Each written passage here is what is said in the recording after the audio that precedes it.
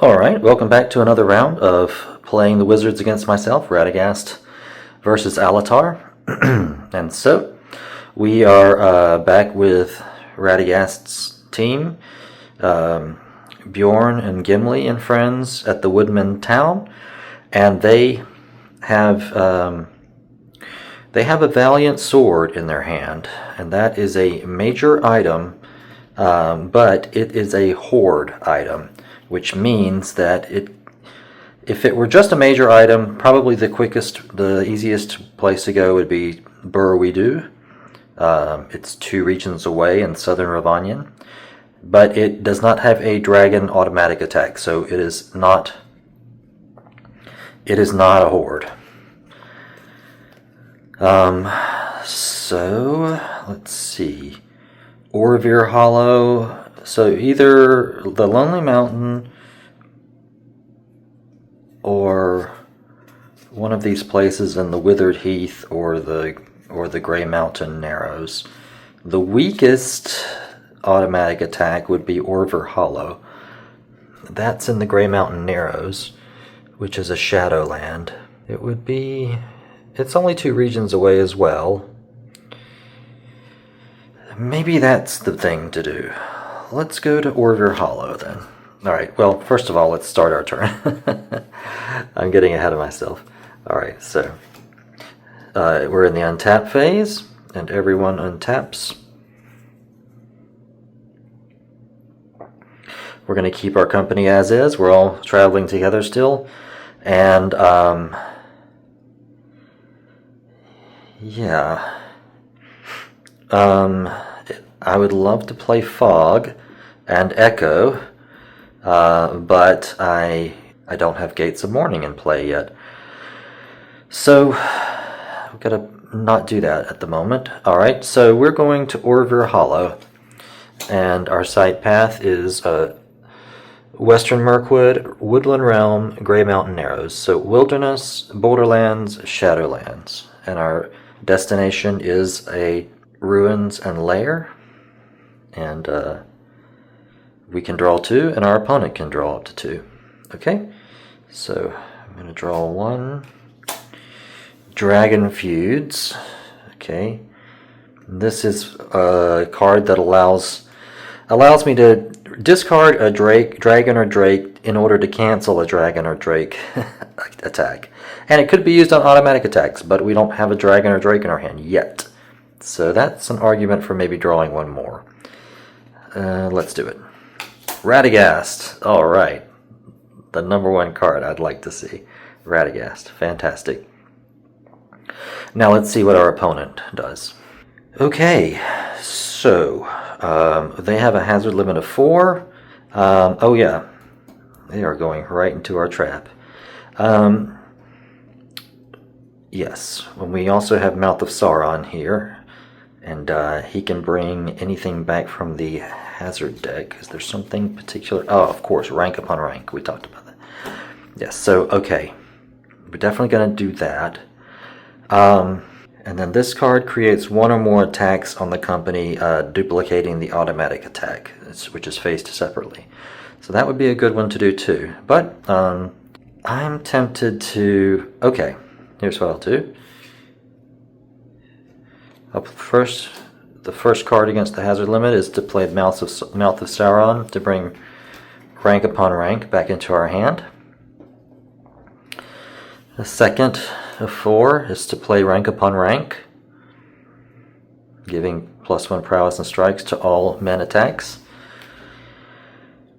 The third is to play Ambusher, 2 strikes.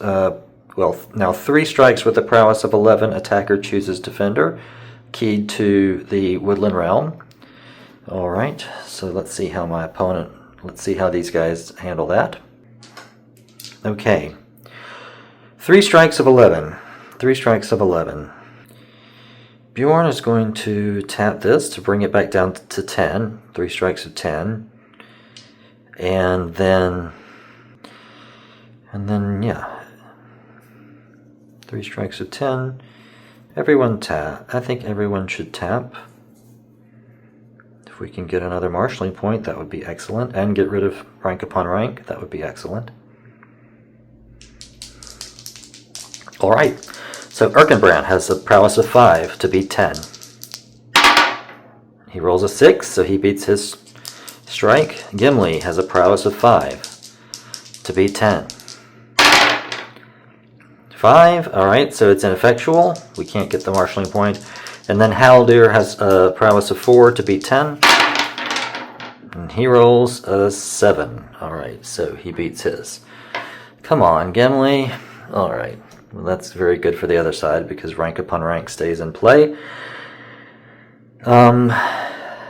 While we're going, I'm just, I'm going to play Smoke Rings to bring, do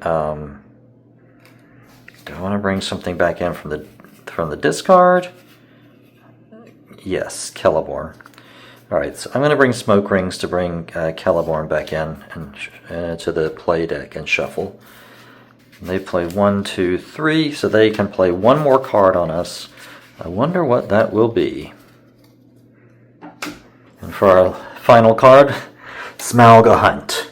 Any company moving in the Withered Heath, Northern Ravanion, the Iron Hills, or the Grey Mountain Narrows immediately faces one dragon attack with 3 strikes of 15. Attacker chooses defending characters. Alright, 3 strikes of 15.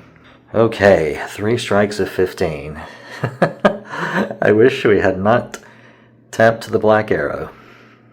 Yeah, buddy. Okay, well, Beorn will tap to take face 1 strike, and then the other 2 can be applied as the opponent wishes. So I will put them on Gimli and Erkenbrand.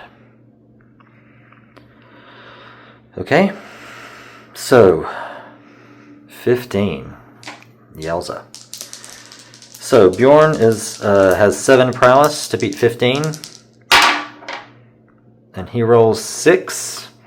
6 plus 7 is 13, so he's wounded. Oh no. Erkenbrand has a prowess of 4 to beat 15. Is that even possible? Yes, I guess it's possible. No, he rolls a 12. Nice job, Erkenbrand. Okay. And then Gimli. 4 to beat 15. 4 plus 8 is 12. So Gimli is wounded. Oh boy, guys.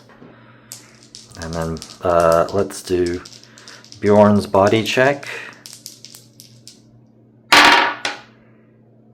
Oh, 9. He rolls a 9. Oh my lord. And now Gimli's body check. A 5. Okay. So Gimli and Beorn live to tell the tale of their attack from Smaug. And yeah, so this long event stays in play through their turn as well. So yikes. All right. And that's it. That's all they can play. So we bring our hand back to 8. I think it's got to be Echo of All Joy. I hate to do it, but... Alright. And my opponent, we bring our hand back up to 8. 1, 2, okay, 3. That's 8. Okay. And that's it. So we arrive at Orvir Hollow, and Woodman Town is discarded, and there's nothing we can do here except lick our wounds. Yeah, that was rough, guys. Okay, and we could discard 1 card and then bring our hand back. I'm really at a loss. I'm just going to discard Fog for now. I hate to do it, but... Okay, River. Not super helpful because they have 2 Rangers in their company. But it is what it is. And, yeah, I think we'll discard Giant. Well, or do we want to just... Wako. Scout Sage. I don't think we need him. Okay, Brigands. Nice. Okay, so that ends Radagast's turn, and now it is Alatar's team's turn. Okay, and we are at Zarak Dûm, and I untap Elrond and Elodin. So they've untapped, and then we are in the organization phase. Let's see. This sword is less helpful on Elrond than. Let's see. We figured out that yes, Elodin can take maximum advantage of Orcrist. But the Sword of Gondolin's a little bit lost on Elrond. So I'm going to first, Orphan will pass the Elf Stone to Elodin. Well, yes, because he has -1 on corruption check modifier, -1 corruption check modifier. So all right, so he passes the Elf Stone. We roll. He's discarded on a Snake Eyes. Okay, 11, so that's fine. And then Elrond is going to pass the Sword of Gondolin to Orphan. Yes. So he's discarded on Snake Eyes. Okay, 8. Fine, that's good. Okay, so that gives him two more prowess. He's wounded, so it brings his prowess back to 2, but that's better than nothing. And I guess we can just put Orphan under Elodin. Okay, and then we're going to stay on. We're not going to move. We're going to stay at this site. I could use Marvel's Told to discard Ren, but I think we'll keep it around for something more important. Now on this side, we could use the Mouth of Sauron to bring a Cave Drake back in and attack them at the ruins and lair. 2 strikes, attacker chooses defending characters, so I could ensure that I don't lose this guy by putting one of those attacks on Orph. I mean, not ensure, but almost certainly. And then try and knock Elrond out with the other strike, or at least force him to tap. Okay, so first I'm going to play from the Pits of Angmar. And that means that at the end of each turn, a player may take 1 dragon or drake from their discard and shuffle it into their play deck. Okay, so that's 1 against the hazard limit. The 2 is the Mouth of Sauron to bring the Cave Drake back in, and let's just see if we can maybe kill that guy or cause more problems. All right, so 2 strikes with a prowess of 10. And the Cave Drake, and he's going to attack Elrond and Orphan. Okay, Elrond and Orphan.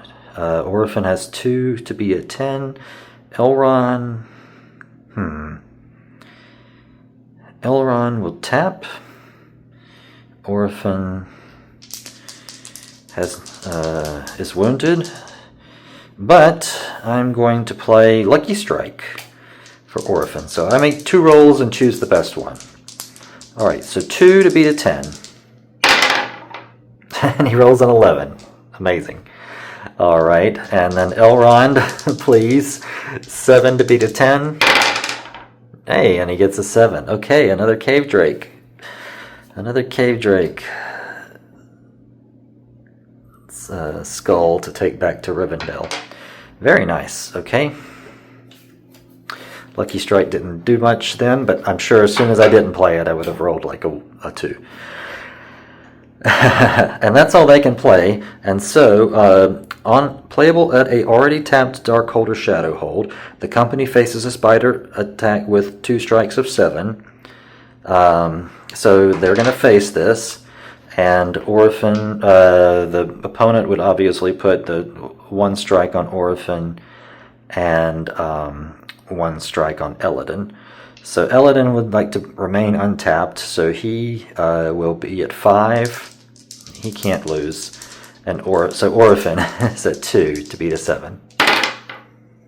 Alright, he rolls a 5, so he's so the strike is ineffectual. Okay. And now I can tap Elrond to rescue prisoners. So while we were in the abandoned dwarven hall of Zarak Dûm, deep in the mountains of Angmar, we found an incredible elvish blade. We defeated some nasty dragons, and then we discovered some prisoners who we rescued. We're attempting to rescue. Got to get them back to a haven to actually pull off the rescue. But that's it, and I can discard if I so choose. Now next turn they're gonna sit at Orvir Hollow, aren't they? Yes. I'm very tempted to discard something. On the other hand, these are very playable. Alright, we're just gonna draw. Gollum. The Nazgul are abroad. Okay. Excellent. And then on the other side, yes, this isn't helping us. They have a lot of rangers over there. So I'm going to discard that one. Okay, 1. The Witch King, Lure of Nature, and the other Radagast. Okay, alrighty.